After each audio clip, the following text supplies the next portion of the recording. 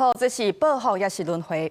行政院台检地方一般性补助款是互地方政府真不满哦。一昨行政院长戴永泰就讲，当初支持中央政府总预算的立委因的关系，中央会先到解决经费的问题，也讲这唔是报复，是轮回。这又是引起南洋县首长讲重话加批评。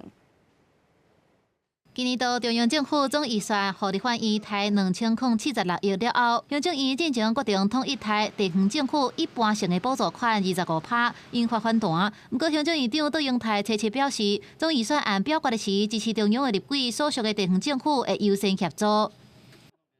这不是报复的心态，这是一个巡回、一个轮回啊。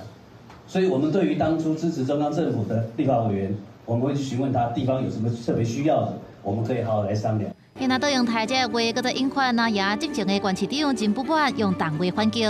行政院已经违法在先，现在又把治理国家搞得像经营黑道堂口一样，所以不只是在违法路上越走越远，更是公然的勒索以及分赃。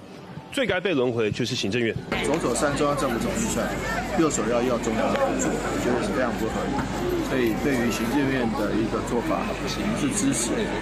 个人造业，个人担。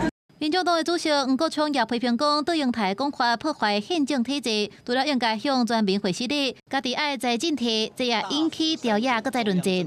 本来民主国家立法院就是应该看紧每一分人民的这个纳税钱，民进党这立法员护卫的，我要多给你一点。